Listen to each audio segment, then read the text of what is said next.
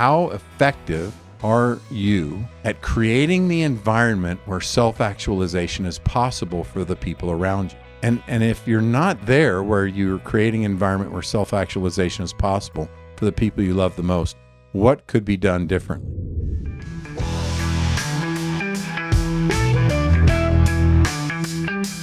Welcome to the Point with Jeff Spikes, the show about achieving goals, embracing growth, and finding your true path. And now, here's your host, Jeff Spikes. Hello and welcome to The Point. Today you're going to have the opportunity to make some considerations and start some discussions and some thought processes around change. First, what is your relationship to change?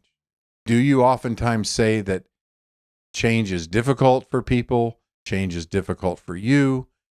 Why, change is so hard. Why is change hard? And we're going to dive deep into this subject today, but I want you to think about that for a second. Is change difficult? And think about the framework of what changes. What is the value of having a belief system that says that change is difficult? What are you gaining by believing that?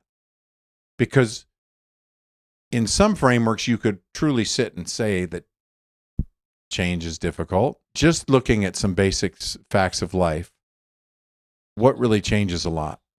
Seasons change. The color of the sky changes. The clouds, are they ever the same? They change. Faces change. Skin changes. Your internal framework changes. The pH in your body, how much further could we go on? As you grow, your height changes. Right? You might change the color of your house. Now, I'll buy into that if you don't like painting and you choose to paint your house, that's change. And for me, I would think change was then difficult because I don't like to paint. And that's actually not even true. I could make painting a lot of fun for the right reasons, right? It's a choice not to be happy and to not have fun doing anything, right? That would be a belief system. Now, I have had that belief system before because I had experiences painting houses that were not comfortable, that I didn't like. And so when I thought of painting a house, that's what I thought of. But today I think about painting my house, and it's not the top of my list of things that, I want to go do. But as I said that, I realized, wow, I think I could have fun if I made it fun. If I put the right framework around it, I could do it with the right people, with the right incentive, with the right reason, right? I know my strengths. So I know how I can speak to myself and how I can frame it so that I'm working within my strengths with the best of myself to move forward and do it in a joyful way. Be easy to work with, be easy to be around. Have some ease and effortlessness going on, right? And be effective. Be effective in what you do and make it enjoyable, right? There's also Joe Polish and Genius Marketing says easy, lucrative, and fun, the ELF method, right? There's lots of ways of talking about and saying that, but let's go back. I want to take you back to this thought process and idea of change and what change is when it comes to your personality and who you are and who you'd like to be. And there's this thought that says, what if? There's a question, right, that says, what happens when? And what if changing your entire personality, changing who you are on a core level, because there's so much of you that you'd like to be different. What if that really is accepting and loving yourself for who you are and all the good things you do? Even all the good things you'd like to do. Right? How many great things would you like to do that you have a difficult time accomplishing? If you're watching this show, you're the type of person that likes to leave other people better than you found them. If you're having a conversation with somebody, You'd prefer to be uplifting and encouraging and positive in other people's lives. You also have a true understanding and belief of how important it is to do that for yourself. How many times do you fall short? If you believe, as we talk about, that there is no failure, there's only feedback. So if you believe that what we learn from the universe, what we learn from the results we get is an opportunity to make an adjustment. If you can make an adjustment based on feedback you have, then you've won, and there is no failure. The only failure is complete giving up. The only failure is if you really want something and you just decide that it's not going to happen anymore. And that's a mindset, and that's something entirely different. So there was a conversation that came up from either last week or the week before's post that had to do with this making small changes. And I've worked with a lot of people. I've practiced myself the idea, and I spoke about it in at least one of the last 2 or 3 episodes, which has brought it up into some conversation about, instead of trying to make these big changes, and instead of trying to decide what we want to be and get there quickly, which can be an issue, how many times have you gone to do something and you just go all in, right? You go all in, and if it's taking a hike or doing something physical, or even if you go to the gym or something else and you push too hard, you can be miserable for 2 or 3 days and not ever want to do it again. If we're going to start something, if we're at the beginning and we haven't started, to make the start, make the most impressive move forward that you can, meeting all the targets and values you need to hit to start, and then do it. And from there, you create that baseline to move forward from. Well, this is where you're going to start really thinking through this idea of what yes and really means in life. Because yes, that's the right thing to do. And sometimes, many times, when you're looking to change something more behavioral and more specific, it's picking that minimal, that least potential move. So I touched on that on one of these, and it brought up a lot of conversation, and it brought up a lot of judgment, and it brought up a lot of, not just in the last few weeks, but even over years, of judgment of, well, that you can do better and you can do more. And here's the point. Here's the deal on that with change, is that if you can guarantee that you can consistently get better, if you can master consistency, then you can master everything, right? So if you're changing into the person that you're meant to be, and if you're changing into enjoying all the wonderful things you'd like to do, and if you're improving just a little bit every day on being a better person, on being a kinder person, on being a more fluid person in flow of finance or in relationship, if you're just improving a little bit every day, then you consistently get better. There's really popular books written about getting 1% better every day. This is not new information, and it is everywhere. Why do you think change is then difficult? How is thinking about change in a framework of it being hard benefiting you and helping you move forward through that? I'm good enough just the way I am. You are good enough just the way you are. You have a natural instinct inside of you to want to grow and be better and do more. It's evident in a toddler learning to walk or learning to crawl. So if you believe that you're amazingly, miraculously made, and you understand that there's scientists that are still trying to figure out how all of this works within our bodies and how we can think the same thought as someone else that we're not even near, and that the phone can ring and someone calls you that you were just thinking about, on and on. We could go on and on for days about all these things, and we can think about how wonderful and specific and special it is that everything works the way it does, and that we still can't fathom or understand exactly how all that works. Then you know that you're absolutely unique. You know that there's miracles happening on micro levels, on many levels at every minute. It's a miracle that everything keeps working in our body. And how glorious is that, right? How beautiful is that? So if we can think of that and say, yes, you're wonderful just the way you are. And the way you are is that wants something different, that wants to improve, that wants to change. Now, there may be, there may be part of you that's also saying, well, yeah, but I know what I like now, and I'm confident in that, and I'm comfortable in that, and I don't need to try and change that anymore. one of my best friends growing up, we joined the Marine Corps together and did a lot of things. Actually, he joined a little bit after I did, but we went in the Marine Corps and we were great friends. He always had an order to things of priorities. Talking about wanting to be who we are and reasons to be better, because I want to be really clear for you.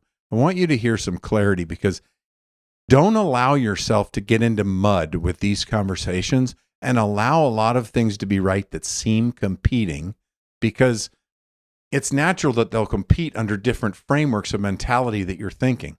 So in his world, he'd always say there's an order to our priorities, and it always went God, family, country, self. And I think work was right there, or somewhere around self, there was finance and work. God, family, country. I'd get mad at him over semantics, like, oh, because he'd ask me. Have you ever felt set up by somebody asking you something like that? Like, what are your priorities? I'm like, well, right now my priorities are, and you say whatever your priorities are in that minute. And then oh no, it's God, family, country. He pulled that on me one time. But you know what? He's thinking from a great place, and he was in that way. But 20 years later, he and I are looking at each other, and we're working all the time. He was working all the time. And I had the same situation where we were investing in our businesses, in our side hustles, in everything else that we were doing. And did we have time for family? Some.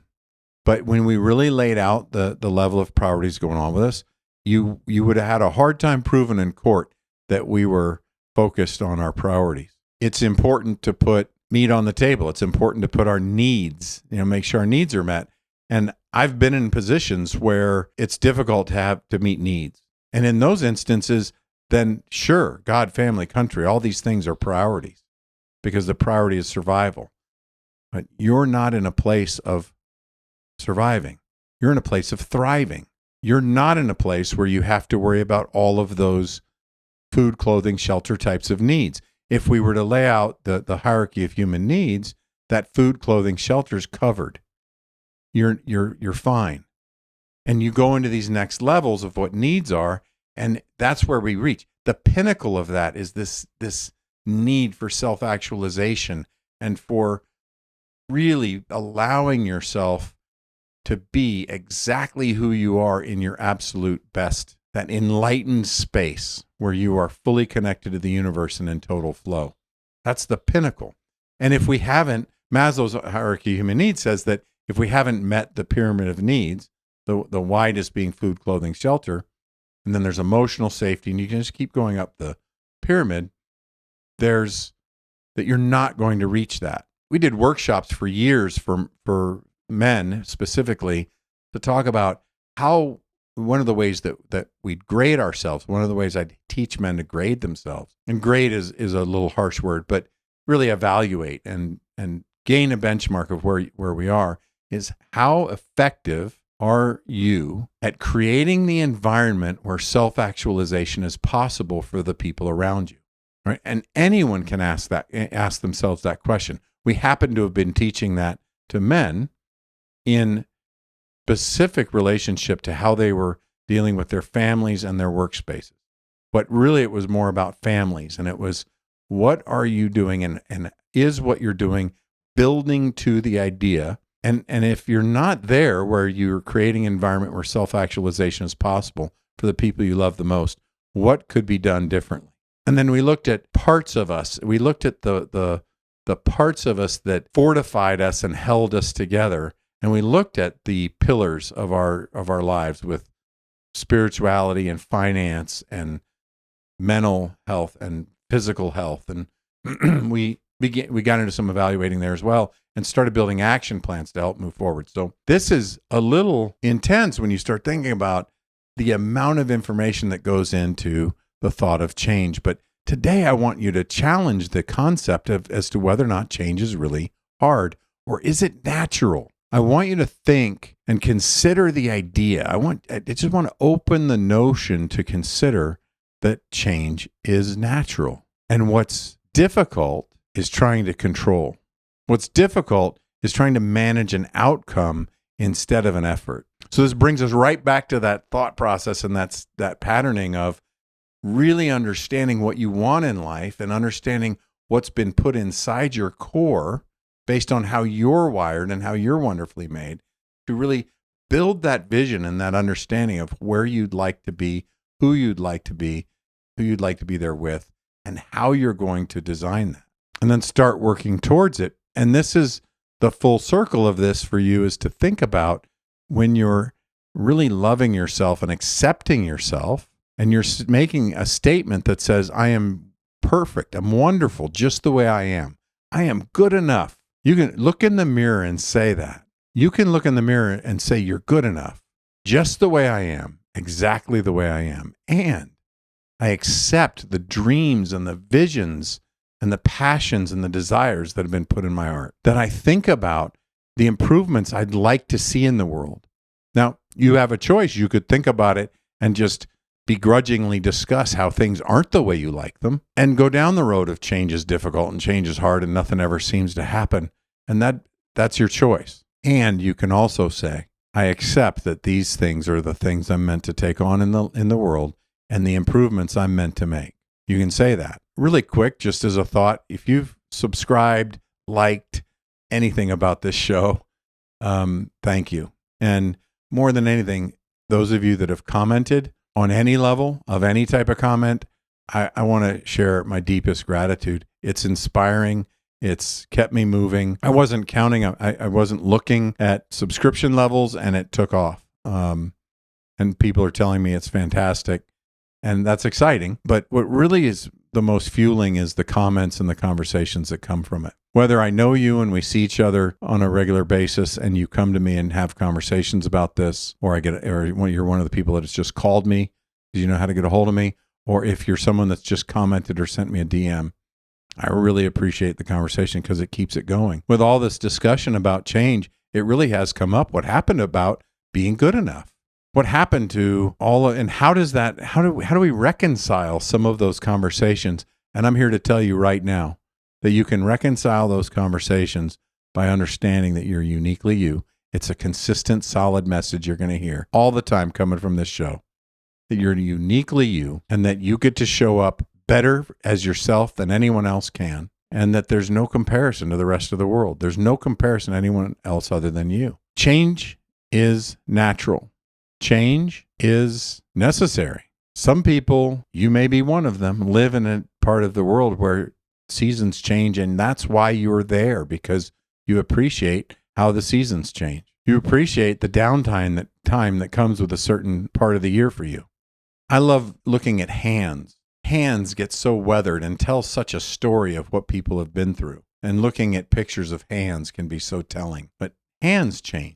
Right? So the skin on the back of a hand or on the front of the hand, it all changes. So is change difficult or is change natural? I want to encourage you to look in the mirror and consider that what makes change difficult, if at all, is something inside of you that you're hanging on to that you don't have to anymore. And you can feel wonderfully, naturally good about yourself, exactly how you are, including things that you'd like. I'm going to bring to a close on this final note about what happens when there's a discrepancy. There's this belief that when there's a difference, when there's something off, when there's a space between two ideas, and I'm losing the word that I'd really like to use here. Man, I feel like Biden.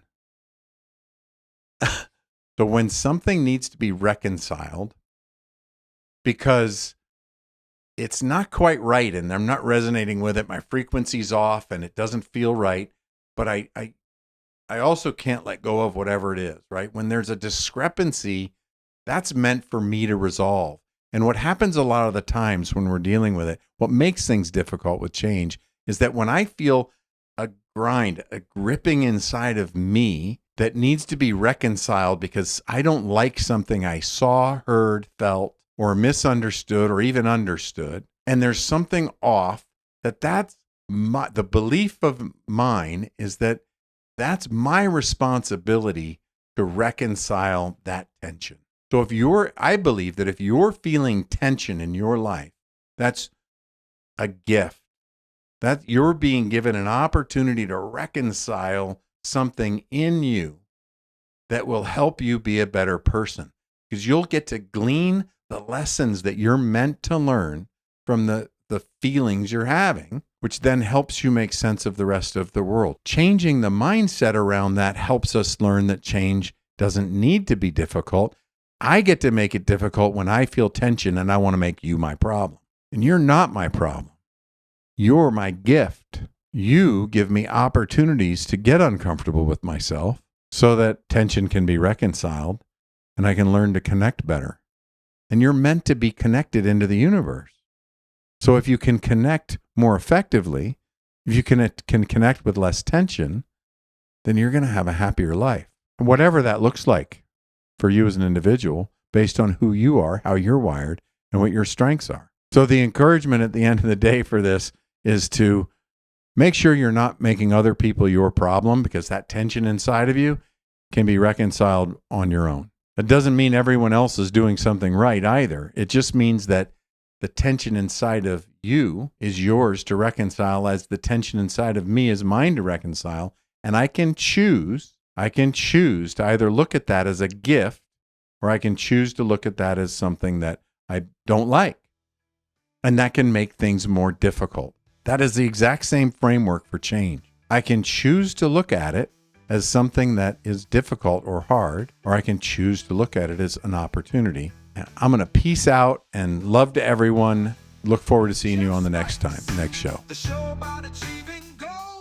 Thank you for joining us for another amazing episode of The Point with me, Jeff Spikes. Please visit jeffspikes.com for everything you would need to know to engage with me offline. And lastly, thank you for your time, your attention, and your consideration. This is The Point.